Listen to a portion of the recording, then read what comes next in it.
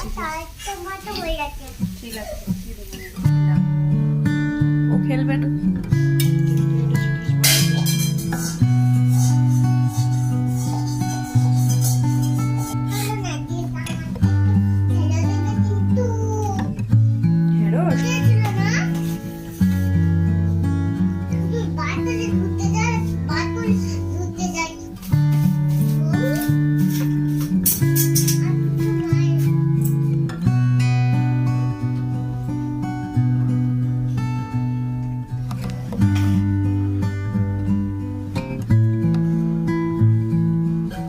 Hello বন্ধুরা, good morning. সবাই কেমন আছো? আশা করছি বেশ ভালো আছো। আমরাও বেশ ভালো আছি। তুলি সংসারে সবাইকে অনেক অনেক ওয়েলকাম। চলে এসেছি আবার একটি নতুন ব্লগ নিয়ে। আজকে ব্লগটা হচ্ছে সোমবারের সকাল থেকে তোমাদের সঙ্গে নিয়ে ব্লগটা শুরু করছি। দেখতে থাকো, আশা করছি বেশ ভালো লাগবে।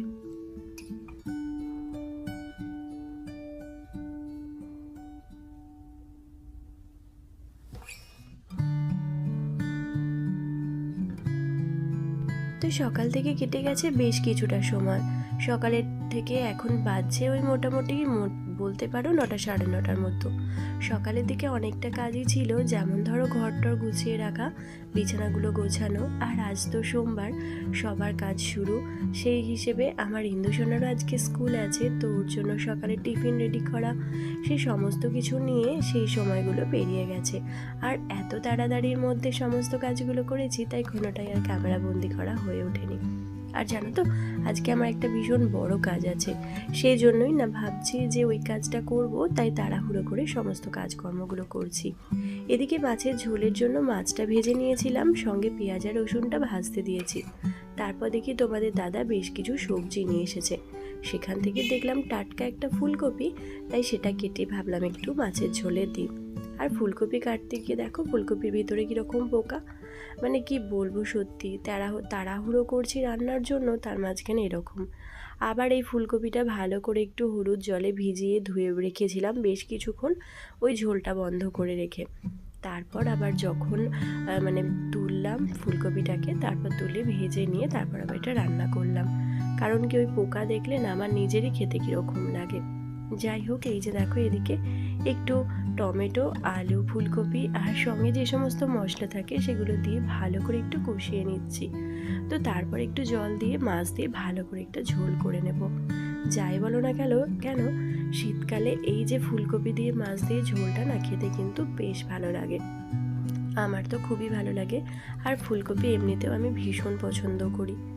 এই যে দেখো এদিকে ফুলকপি দিয়ে ঝোলটা একদম জল দিয়ে ফুটিয়ে নিয়েছি, বেশ ভালো মতো ফুটছে। একটু ধনেপাতা দিয়ে দিলাম, টাটকা ধনেপাতাটাও আনা ছিল, সেটাও একটু দিয়ে দিলাম, যাতে এই যে স্মেলটা খুব সুন্দর ওঠে আর খেতেও বেশ ভালোই লাগে। এরপর হচ্ছে মাছগুলো দিয়ে দেব, আর একটু কাঁচা লঙ্কা গোটাই দিয়ে দিলাম, যেহেতু মেয়েরা খাবে তো। এবার ওই কাঁচা মানে কেটে যদি দিই না কাঁচা লঙ্কাগুলো, সেক্ষেত্রে খুব ঝাল হয়ে যাবে, ওরা খেতে পারবে না। ইন্দু যদিও খেয়ে নেবে, আমার বিনিশোনা খেতে পারবে না, তাই ওটা একটুখানি গোটাই দিয়ে দিলাম, আমরা মেখে খেয়ে নেব। তারপর মাছের মাথা ছিল সেটা একটু আগে থেকেই দিয়ে দিলাম। তারপর এই যে আর যে কটা পিস ছিল সেগুলো দিয়ে ভালো করে ফুটিয়ে এখন বন্ধ করে রেখেছি। এরপর হচ্ছে গ্যাসটা পরিষ্কার করে নেব, আর তারপরে বেশ কিছুটা কাজ আছে, সেগুলো সেরে নিয়ে যাব ওপরের ঘরে।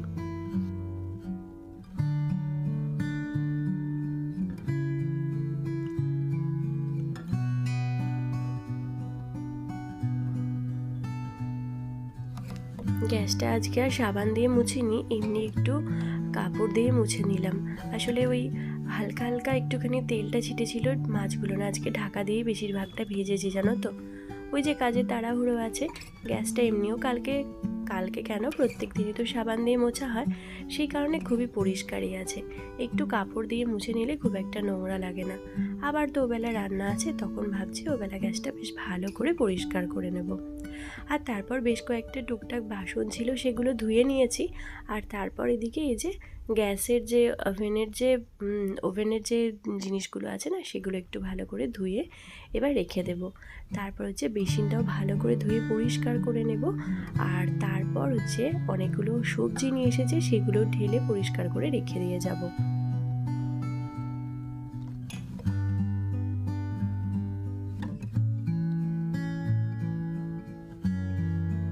আমার আগের দিনে ভিডিওতে মাই লাইফস্টাইল অ্যান্ড কিচেন আর কিচেন ব্লগ এই দুটো থেকে আমাকে কমেন্ট করেছো, তো তোমাদেরকে জানাই অনেক ধন্যবাদ।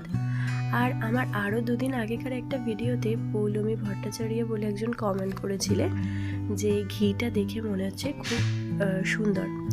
তো সত্যি আমি যেখান থেকে ঘি কিনি মানে একদম গোয়ালা বাড়ি থেকে, তো সেই জন্য ওদের বাড়ির ঘিটা সত্যি খুব সুন্দর দেয়, একদম ভীষণ খাঁটি একটা ঘি দেয়। তো সেই হিসেবে বলতে পারো খুব খাঁটি ঘিটা। আর মাঝে মধ্যে আমি নিজেও ঘি বানাই, কিন্তু এবারে আর অনেকটা দিন হয়ে গেছে আমি শর্ট তুলিনি, সেজন্য ঘি খুব একটা হয়নি। তো যাই হোক, এখানে দেখো বেসিনটা ভাবলাম পরিষ্কার করছি যখন সাইডগুলো, আর এই যে কলের মুখটা এই জায়গাগুলো খুব সুন্দর করে পরিষ্কার করে নিই, ভালো লাগবে তাহলে দেখতে।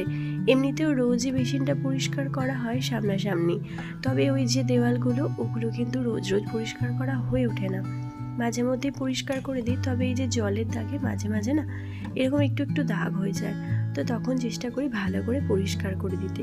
আর এটা যেহেতু স্টিলের বেসিন তো সেই হিসেবে একটুখানি একদিন মানে প্রত্যেক দিন যদি একটু করে সাবান দিয়ে পরিষ্কার করা যায় তাতে কিন্তু দেখতে বেশ চকচকে লাগে, আর সেরকম নোংরাও হয়ে যায় একটুখানিতেই।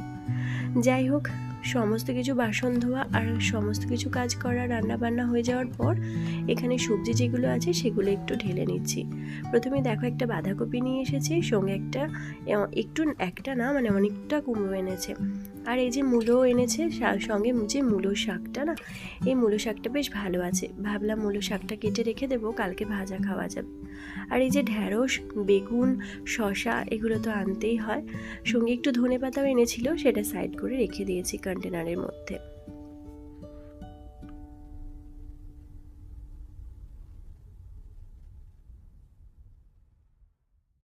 তো এখন যে কাজটা করবার জন্য এসেছি সেটা হচ্ছে আমাদের এই রুমটা।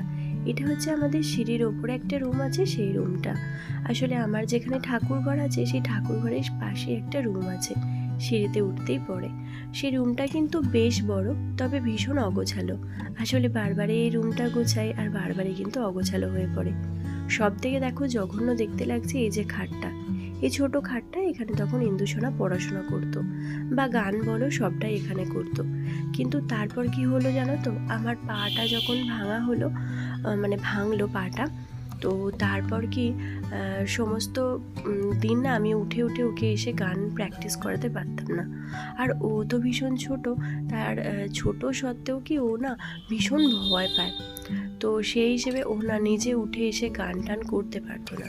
তারপর থেকে ওকে নিচেতেই সমস্ত কিছু শিফট করিয়ে নিয়েছি, মানে নিচেতেই ওকে গানও শেখায় আর পড়াতেও আসে। আর যেহেতু নিচে হারমোনিয়ামটা থাকে তাই মানে ওখানে গান করতে ওর অনেক সুবিধা হয়, সেই জন্য সমস্ত কিছুটা এখন নিচেতে হয়, তাই এই খাটটার এরকম হাল। আর এই যে তাকটা দেখলে ওখানে সমস্ত ভাইয়ের এক গাদা জিনিসপত্র ওই মানে মেডিসিনের থাকে, তো সেগুলো একটু গুছিয়ে রাখলাম। জানি অগোছালো করে দেবে, কারণ প্রায় সময়ই গুছিয়ে রাখে, প্রায় সময়ই অগোছালো করে দেয়, তো আবারও একটু গুছিয়ে নিলাম। আর এই যে মানে একটা কি বলবো কাঠের আলমারির মতো, বুঝতে পারছো ওই জিনিসটা দেখলে, ওইটাতে হাবিজাবি জিনিসপত্র ঢোকানো ছিল, ওগুলো সমস্ত বার করে ফেলে দিয়েছি। আর এখানে এই জানালাটাতে সেরকম খোলাও হয় না, কিছু থাকেও না, তাই যে সমস্ত জুতো নতুন পুরনো সব আছে তো সেগুলো বক্সের মধ্যে ভরে ভরে আমি এই জানালাটার কাছে রেখে দিই। তো যখন কোনো বাচ্চা মানুষদেরকে দেওয়ার প্রয়োজন হয় না, আমি তখন ইন্দুর এই জুতোগুলোকে দিয়ে দিই। ইন্দুর এখানে অনেক রকমের জুতো আছে, তো যখন যাকে দেওয়ার মনে হয় তখন তাকে দিয়ে দিই, কারণ অনেক বাচ্চাই তো আছে, তো সেক্ষেত্রে আমি এখানে জুতোগুলো দিয়ে দিই আর সেগুলো এখানে রেখে দিয়েছি। আর এর সঙ্গে আমাদেরও অনেক পরা জুতো আছে যেগুলো কি আমরা পরি, তারপর মানে আমরা যখন কোথাও যাই তখনও পরে যাই, সেই সমস্ত জিনিসপত্র এখানে আছে। তারপর দেখো অনেকগুলো জুতো ছিল, সেগুলো সব গুছিয়ে সুন্দর করে রেখে দিয়েছি। আর এই যে এই বইয়ের র্যাকটা, এটা কিন্তু আগে আমার নিচের ঘরে ছিল, অনেক আগে যখন আমার পা ভাঙা হয়েছিল তার আগেতেও ছিল। তো পা ভাঙা যখন ঠিক হয়, যখন আমি চলতে আবার শুরু করি, তারপর বেশ কিছুদিন যাওয়ার পর এই র্যাকটাকে আমি ওপরে পাঠিয়ে দিয়েছি, কারণ তখন ইন্দু এখানে পড়াশোনা করতো, যার ফলে র্যাকটা ওর এখানে প্রয়োজন হতো। তবে এখন আর সেরকম খুব একটা প্রয়োজন হয় না, ওই জিনিসপত্রগুলো সবই নিচেতেই থাকে। মানে ওর যে কম্পিউটার টেবিলটা আছে ওর মধ্যেই সমস্ত রেখে দিই। আর এখানে আগেকার যে পুরনো সমস্ত বইপত্র সেগুলো রাখি। আর ওই যে মিটকেসটা মানে আলমারিটার মতো কাঠের দেখালাম না, ওখানেও কিন্তু ওর একদম ছোট্ট বয়সের কত বই টই ছিল, সেগুলো কিন্তু সব এর মধ্যে রেখে দেবো, যাতে একটা জিনিসের মধ্যে সমস্ত বই থাকলে বুঝতে পারবে।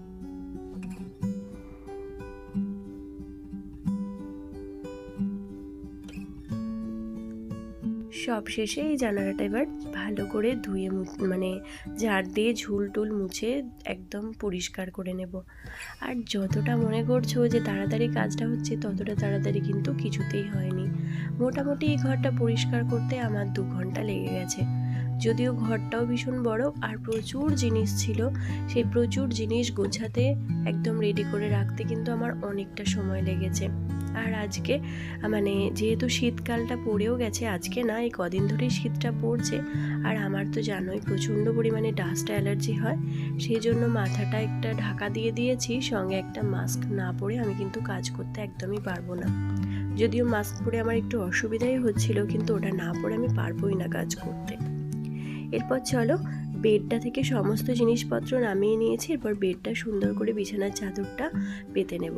আগে যে বিছানার চাদরটা ছিল সেটা তুলে দিয়েছি, কারণ সেটা নোংরা হয়ে গেছে, সেটা একটু ধুয়ে দেবে, মানে কালকে জুলিদিকে মানে আমার যে কাজে দিদি আছে তাকে মাখিয়ে দেবো, ও ধুয়ে দেবে। আর আজকে একটা নতুন বেড কভার পেতে নিলাম।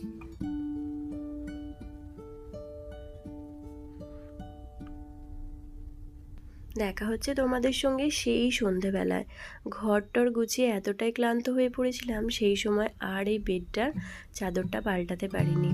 ওপরে জাস্ট একটা এমনি চাদর পেতে রেখে গিয়েছিলাম, আর ভাবলাম একটা ভালো চাদর এখানে পেতে দেব। শীতের সময়টা ভাই এখানে শোয় মাঝে মধ্যে, আর সেই জন্য একটা সুন্দর চাদর, আর এমনিতেও একটা সুন্দর চাদর পেতে রাখবো। যখন নোংরা হয়ে যাবে ওই চাদরটা তুলে অন্য একটা চাদর পেতে নিলেই হয়ে যাবে। আর দুপুরে কাজ করে এতটা ক্লান্ত হয়ে পড়েছিলাম, সেই জন্য আর তোমাদের সঙ্গে শেয়ারও করা হয়নি। ভাবলাম যখন সন্ধে দিতে আসবো তখন তো এই ঘরটা আবার ওই চাদরটা পাল্টে নেব, তো তখন তোমাদের সঙ্গে শেয়ার করব। এরপর বেডটা মাঝখানে একবার রেখেছিলাম, তারপর পুরো রুমটা ধুয়ে দিয়েছিলাম।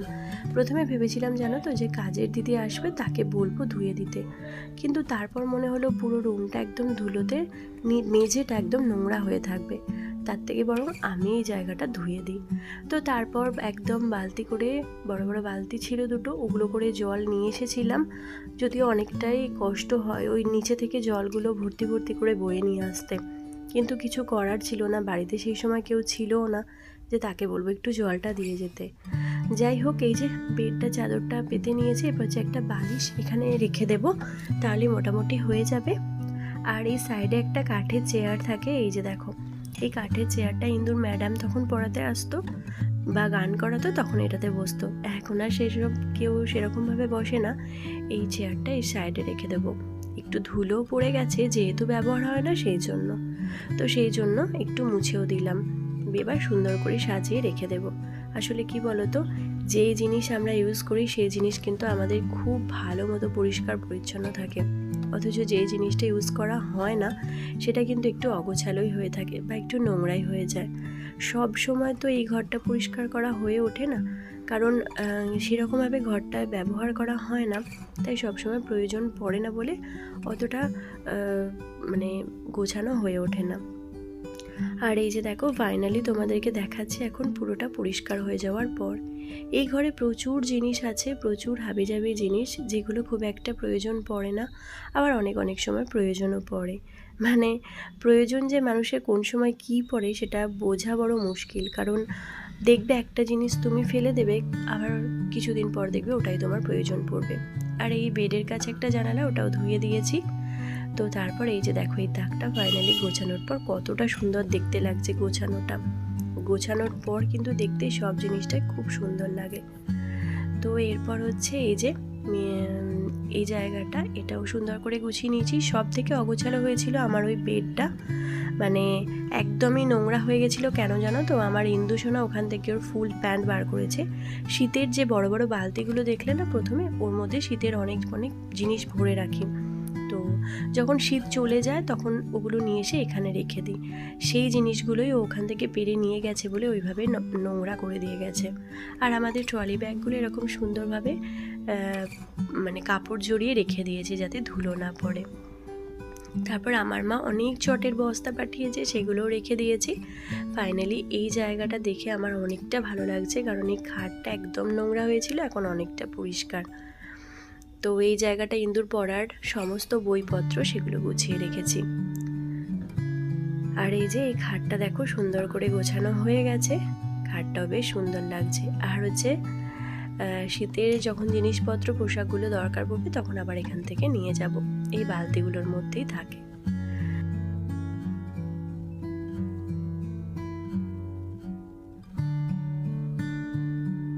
ফাইনালি গোছানো হয়ে যাওয়ার পর এত সুন্দর লাগে ঘরটা দেখতে, কি বলবো, যে কোনো ঘরই বলবো কেন, যে গোছানো হয়ে যাওয়ার পর দেখতে কিন্তু খুব সুন্দর লাগে। আবার যে দুদিন পর নোংরা করে দেয় তখন আবার খুব কান্না পায়। তো এই যে দেখো এই পেন্সিল বক্সগুলো আমার বিনিশোনা মনে হয় এই যে এখান থেকে নিয়ে নামিয়ে দিয়েছে। বেডটাও গুছিয়ে রেখেছি পাশে সুন্দর করে সমস্ত জিনিসগুলো। এরপর হচ্ছে সন্ধে দেখানো তখনও হয়ে ওঠেনি, মানে প্রথমেই এসেছিলাম ঘরটাকে গুছিয়ে নেব, তারপর সন্ধেটা দেখাবো সেই হিসাবে। তো এরপর হচ্ছে সন্ধেটা দেখিয়ে নেব ঠাকুরকে। আর যেহেতু আমার এই রুমটার কাছেই তো এই ঠাকুরের মানে সিংহাসনটা, তো সেই হিসেবে সন্ধে দেখাতে এসেছিলাম। আর সন্ধে দেখানোর আগে ওই রুমটাকে পরিষ্কার করে নিলাম, মানে ওই বেড কভারটা পেতে নিলাম। আর তোমাদের সঙ্গে শেয়ারও করে নিলাম যে কেমন লাগছে একবার দেখো, মানে কতটা নোংরা কীরকম ছিল, তারপর কতটা পরিষ্কার হয়েছে। যাই হোক, সন্ধে দেওয়া এখানে মোটামুটি কমপ্লিট। আজকে না ঠাকুরের অনেক ফুল ছিল না, শুধু আমার কাছে একটাই জবা ফুল ফুটেছিল, সেই দিয়ে ঠাকুরের পুজো করেছিলাম। এই যে দেখো আমার বিনিশোনা আর ইন্দু এখনও ঘরের মধ্যে আছে, মনে হয় কিছু খুঁজছে। যাই হোক, আজকের ব্লগটা তাহলে এখানেই শেষ করছি, দেখা হবে পরবর্তী ব্লগে। সবাই ভালো থেকো, সুস্থ থেকো, টাটা।